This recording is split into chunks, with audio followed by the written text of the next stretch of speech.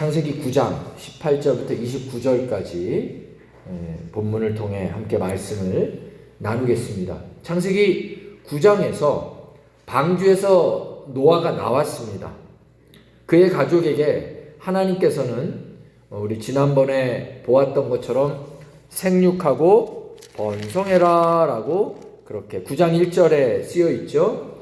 생육하고 번성해라 이렇게 말씀하시면서 다시는 세상을 물로 심판하지 않겠다라고 하면서 무슨 언약을 주셨죠? 우리 무지개 언약을 주었죠. 11절에 보면 9장 11절에 보면 11절, 12절, 13절 계속 무지개 언약을 주셨습니다. 우리가 지난주 그 내용들을 함께 말씀을 나누었는데요. 만약 이 언약을 주시지 않았다면 노아의 가족들은 어땠을까요, 여러분? 어느 날 그들은 하늘에 구름이 가득합니다. 또 어두워집니다. 그리고 다시 비가 오기만 하면 어땠을까요? 아마 그 이전의 대홍수의 기억 속에서 그 트라우마가 그들은 벗어날 수 없었을 거예요. 비만 오면 또 그 트라우마 때문에 두려워하고 벌벌 떨고 또 정신적인 고통을, 불안증을 겪어야 했을 것입니다. 그래서 하나님은 그들에게 무지개 언약의 말씀을 주셨습니다. 또다시 하늘에서 비가 올 때마다 노아의 가족들은 하나님이 주신 언약의 말씀, 무지개 언약의 말씀을 듣고 안심하고 평안하게 되었을 것입니다. 여러분도 한 치 앞도 알 수 없고 두려운 인생길에서 하나님의 말씀을 언약으로 꼭 붙들고 살아가시기를 축원드립니다. 삶이 불안하고 두려우십니까? 혹시 여러분에게도 상처와 인생의 상처와 트라우마의 고통을 가지고 사시는 분이 있으십니까? 왜 없겠습니까? 내 마음인데요, 내가 통제를 못하는 것입니다. 내 마음은 내 건데요, 안 되는 거예요. 우리는 우리 자신이 대단히 강한 줄 알고 인생을 살아갑니다. 하나님을 믿느니 젊었을 때는 내 주먹을 믿는다 라고 하는 큰 소리치며 살아가는 이들도 많습니다. 또 우리도 그랬던 사람들입니다. 하지만 우리는 인생의 어느 순간에 우리의 참모습을 보고 알게 됩니다. 그것은 우리가 참으로 연약하고 불안정한 존재라는 것입니다. 정말 그렇지 않습니까? 여러분이 오늘 밤 잠자리에 들게 되고 내일 아침에 일어났을 때 그 아침에도 여러분 속에 있는 심장이 계속 뛸 수 있도록 여러분이 통제할 수 있습니까? 여러분이 명령하시면 그대로 됩니까? 밤에 잠든 사람 중에 그렇지 않기를 바라는 사람이 어디 있겠습니까? 그러나 우리 인생 속에서는 밤에 분명히 잠을 들었다가 밤중에 또 잠든 사이에 심장이 마비되어져서 아침에 영영 일어나지 못하는 그런 이들도 만나게 되고 또 가까운 가족 중에 친족 중에도 그런 일들을 경험하는 이들도 있습니다. 저도 그런 분이 친족이 계셨어요. 내 속에 있는 내 심장인데 내가 결정하지 못하는 거예요. 내일도 뛰어, 다음날도 뛰어, 영원히 뛰어 라고 말하고 그게 따라줘야 되는데 내 속에 있는 내 장기가 내 통제를 따르지 않습니다. 내가 명령한다고 되지 않는 것입니다. 그러면서 알게 되는 거예요. 아, 내 속에 있는 건데 내게 아니구나. 내가 주인이 아니구나. 내가 오늘도 살고 내일도 살고 모레도 살고 영원히 살겠다고 해도 내 안에 있는 내 생명이 내 것이 아니라는 거예요. 내 말을 안 들어요. 내 계획대로 안 돼요. 내 뜻대로 결정이 해도 안 따르는 거예요. 내 것이 아니라는 사실을 우리가 알게 됩니다. 내 속에 있지만 내가 주인이 아닌 거예요. 심장도 생명도. 우리는 모두 다 주어진 것이고 하나님이 주신 것을 잠깐 빌려서 쓰고 있는 인생이라는 사실을 알게 됩니다. 그래서 성경은 오직 이 세상의 주인과 모든 것을 다스리는 주권자가 누구라고 말합니까? 여러분, 전도서 잘 안 보는 성경인데 전도서 3장 11절과 14절을 찾아서 한번 표시하시고 읽어주시기 바랍니다. 하나님이 모든 것을 지으시되 때를 따라 아름답게 하셨고 또 사람들에게는 영혼을 사모하는 마음을 주셨느니라. 그러나 하나님이 하시는 일의 시종을 사람으로 측량할 수 없게 하셨도다. 사람들이 사는 동안에 기뻐하며 선을 행하는 것보다 더 나은 것이 없는 줄을 내가 알았고 사람마다 먹고 마시는 것과 수고함으로 낙을 누리는 그것이 하나님의 선물인 줄로 또한 알았도다. 하나님께서 행하시는 모든 것은 영원히 있을 것이라. 그 위에 더할 수도 없고 그것에서 덜할 수도 없나니 하나님이 이같이 행하심은 사람들이 그의 앞에서 경외하게 하려 하심인 줄을 내가 알았도다. 이 세상의 모든 것은 하나님이 지으셨고 주셨다라는 것입니다. 우리가 이 땅을 살면서 기뻐하며 선을 행하고 먹고 마시고 수고하고 낙을 누리는 모든 것들은 하나님이 주신 뭐라고 써 있어요? 거기 성경에? 뭐라고 써놨습니까? 먹고 마시고 수고하고 뭐라고 써 있어요? 하나님이 주신 선물이라고 그랬죠. 우리의 것이 아니라는 거예요. 모두 하나님의 것을 받아서 빌려 쓰고 있다라는 것입니다. 우리 인생이.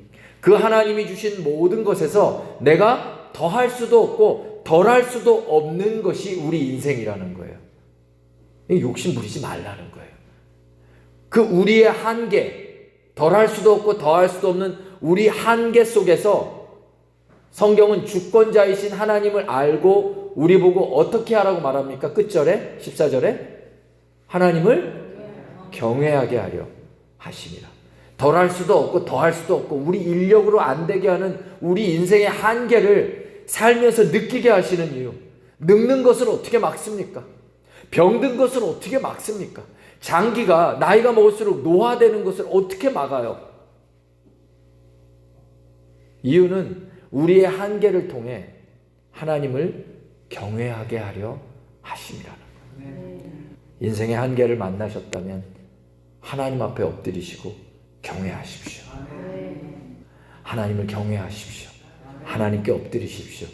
승리하게 되실 것을 믿습니다. 시편 24편 1절부터 6절을 제가 한번 읽어드릴게요. 이거는 제가 읽어드릴 테니까 들어보세요.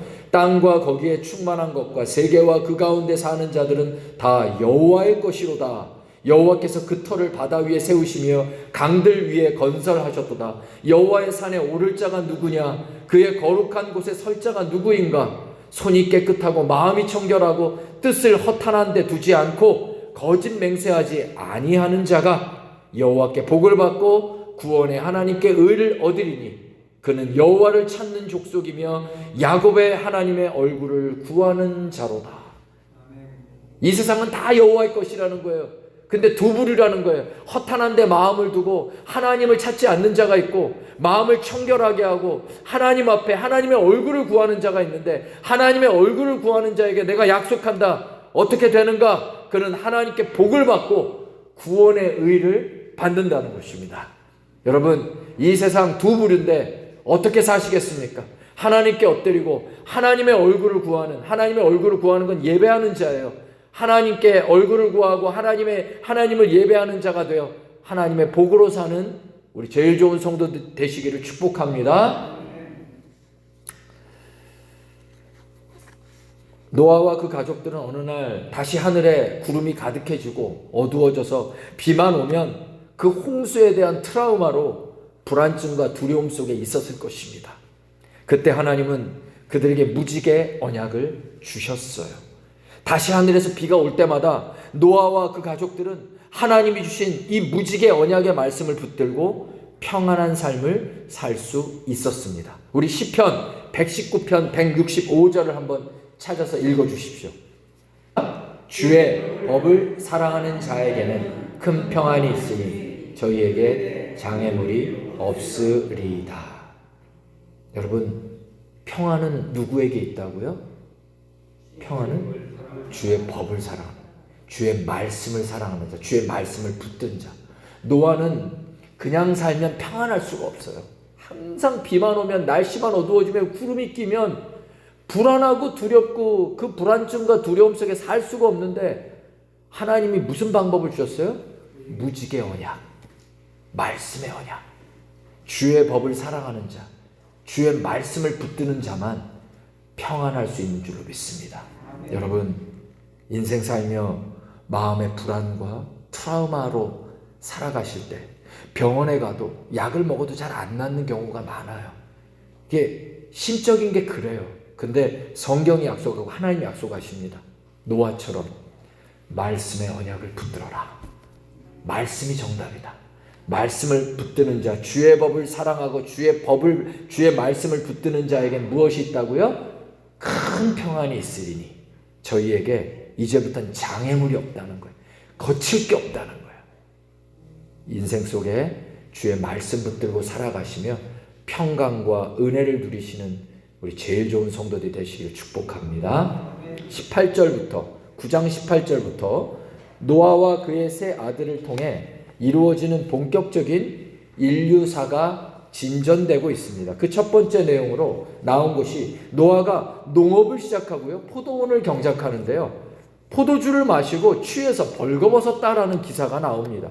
창세기 3장 인류 타락 이후에 아담과 하와가 벌거벗었다라고 그랬죠. 그것을 부끄럽게 느끼기 시작했다고 그랬죠.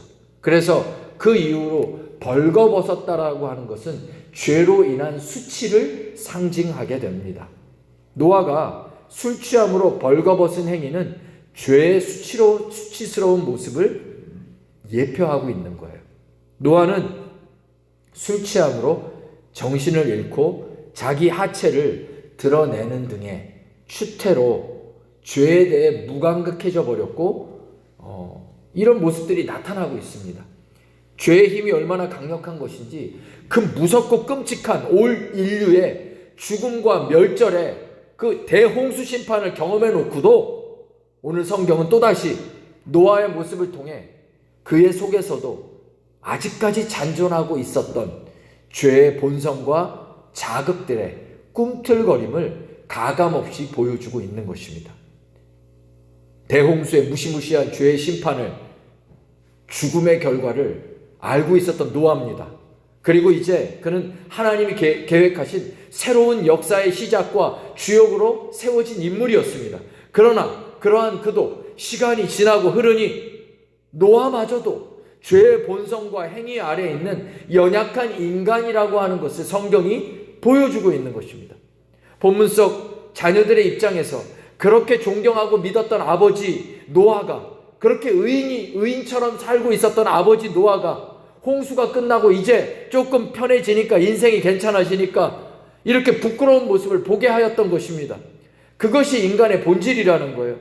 그렇게 믿었던 아버지였는데, 그렇게 믿었던 어머니였는데, 그렇게 믿었던 스승이었는데, 그렇게 믿었던 목사님이었는데, 우리는 어느 날 주변에서 그런 충격적인 실망스러운 일들을 만나게 되지 않습니까?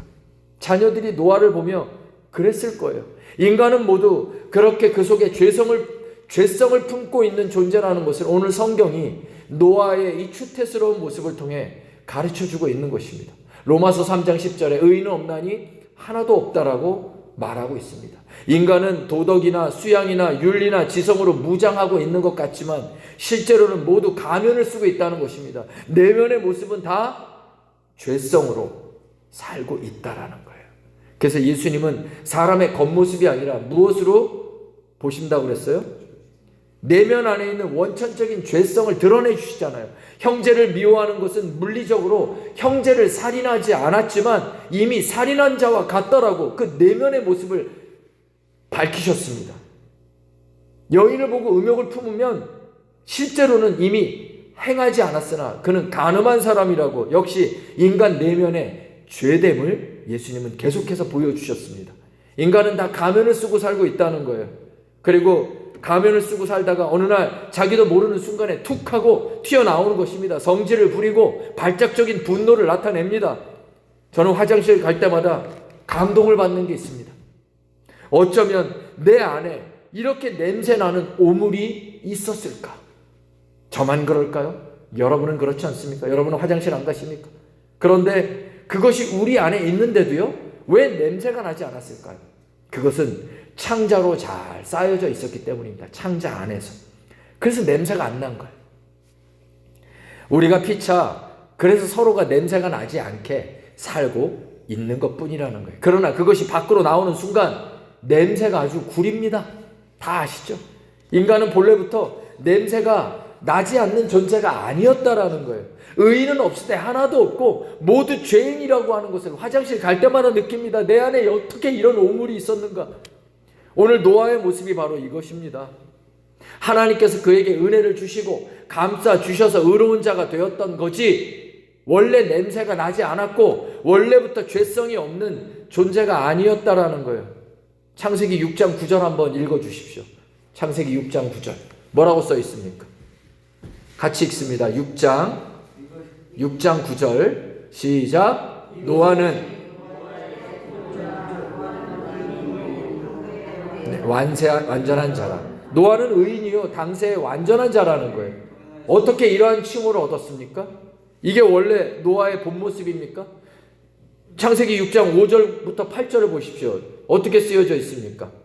사람의 죄악이 세상에 관영함과 그 마음의 생각과 모든 계획이 항상 악할 뿐인데, 8절에 읽어주세요. 시작. 노아는 여호와께 은혜를 입었더라.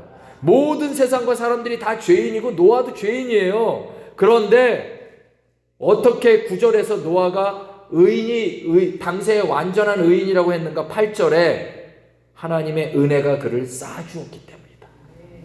창자가 감싸줬기 때문에 우물 냄새가 우리 안에서 안 나듯이 우리 모두는 언제나 툭 하고 우리 안에 죄가 튀어나올 수 있는 죄성을 품고 있는 사람입니다. 하나님께서 우리에게 은혜로 쌓아매어 주시고 있기 때문에 우리가 의인이 되고 있는 것입니다. 바로 그 장면을 보여주는 게 오늘 이 노아의 모습이에요. 끝으로 이 노아의 이 추태스러운 모습을 가감없이 보여주는 성경의 내용을 통해 두 가지 교훈을 같이 나누고 맞추고자 합니다. 첫 번째, 방심은 금물이라는 거예요. 신앙에 있어서 당대 하나님으로부터 인정받았던 경건한 신앙의 소유자 노아도 자칫 삶의 풍요와 여유 속에서 방만의 함정에 빠져들고요, 영적 어두움과 무감각함으로 죄의 모습을 나타냅니다. 성경에 다윗도 처음에는 경건하다가 후반부에 왕되고 나서 망가졌고요, 히스기야도 그렇게 거룩하고 의인이었다가 이후에 후반에 망가졌고요, 사울도 그랬어요. 사울 왕도. 그래서 하나님께 버림받았어요. 어떻게 방심하면 끝이라는 내용이 성경에 많습니다. 방심하는 인생들이 많아요. 방심은 금물입니다. 익숙해질 때 더 조심하시기 바랍니다. 신앙이 익숙해졌어요. 초신자 때는 몰랐는데 1년, 2년, 3년 지나면서 신앙이 익숙해지고 예배가 익숙해지고 찬양이 익숙해지고 기도가 익숙해지면 더 거룩하고 더 경건하고 더 겸손해야 되는데, 익숙하니까 교회 와도 이제 기도부터 안 해요. 교회가 편해. 일부터 해. 왜 일부터 하십니까? 교회는 하나님의 뭐라고 그랬어요? 만민의 기도하는 집이라. 일컬을 교회는 기도하러 오는 거예요. 기도부터 하고 봉사하고 헌신하고 사람 만나고 그런 겁니다. 방심하는 거예요. 벌써 나는 기도 안 하고도 사람 만나도 돼, 봉사해도 돼. 왜? 익숙하니까. 그럼 그때부터 사고 치는 거예요. 열심히 봉사했는데 문제가 터져요. 열심히 봉사했는데 사고가 나요. 하나님 앞에 방심하지 마십시오. 내가 직분이 장로인데, 이제 안수집사인데, 권사인데 내가 하는 일은 다 오라. 어떻게 그렇습니까? 목사가 말하는 건 다 오라. 어떻게 그래요? 하나님께 기도하고 항상 조심해야 되고, 특별히 익숙할수록 더욱 조심해야 될 게 입술입니다. 말을 조심해야 돼요. 저는 목사이기 때문에 말이 많아서요, 늘 조심한다라고 설교 중에 끝나고 나면 어느 성도가 와서 목사님 저한테 하신 얘기죠. 제가 어떻게 그분을 보고 얘기했겠습니까? 근데 그분은 자기가 찔리고 나니까 그게 상처가 됐다고 저는 목사님의 그런 관을 받아들이지 않을래요. 제가 무슨 철학을 얘기했어요. 말씀 얘기했는데 너무 상처가 되니까.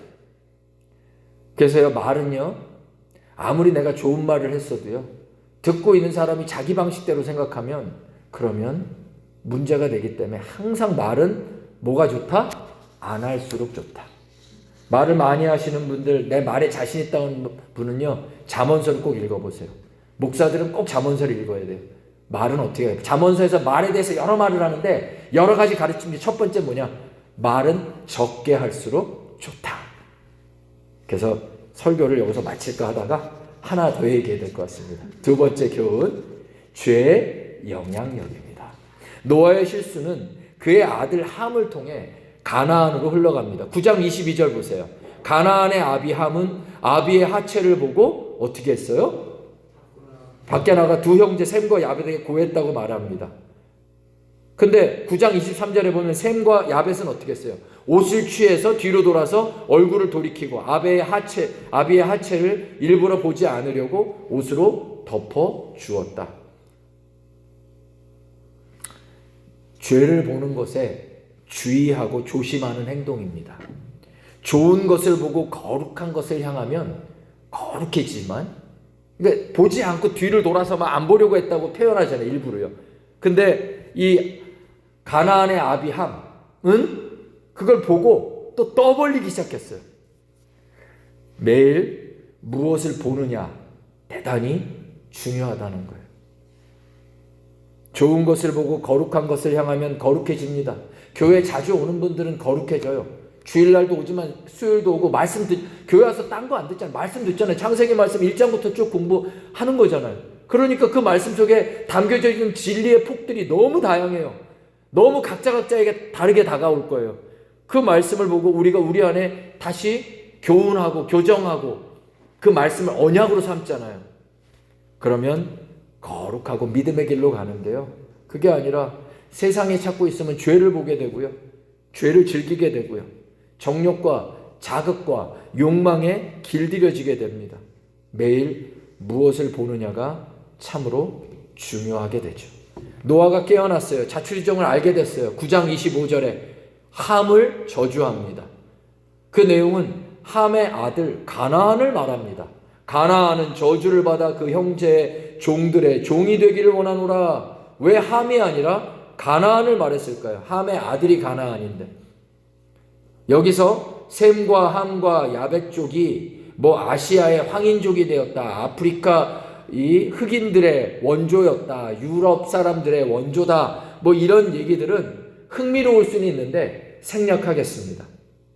대신 영적인 의미만 살피고 말씀을 마칠 건데요. 25절에서 함의 아들인 가나안의 이름이 함족의 대표로 나온 것은 훗날 이 함의 후예들이 가나안을 통해 성적 타락의 온상이 될 거다라고 하는 그 가나안 땅에 대한 가나안 족속에 대한 예언이고 죄의 길을 따르는 죄인들의 대표를 상징하기 위해서 나온 말입니다. 즉 함족, 가나안족은 죄인들의 대표입니다.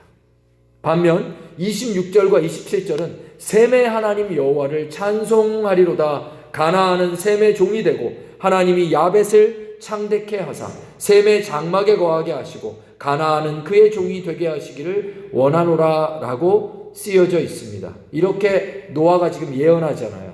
셈의 하나님 여호와를 찬송한다는 예언은 셈족으로부터 구주 대신 예수 그리스도께서 오신다라고 하는 말씀이고요. 야벳이 창대해지고 셈의 장막에 거한다는 것은 죄의 길을 떠나 셈의 하나님 즉 예수 그리스도를 믿어 그 구원의 장막에 거한다라고 하는 영적인 표현입니다. 그럼 인류 역사 속에서 함이 누굽니까? 함이 바로 우리죠. 죄인된 우리를 향해 쓰여져 있는 거예요. 죄인된 우리, 죄를 향하고 있는 함족으로 살았던 우리를, 나를 셈의 하나님이신 예수님께서 구원해 주심으로 그 은혜의 장막 속에 거하게 되는 구원받은 야벳 족속이 되게 하신 것입니다.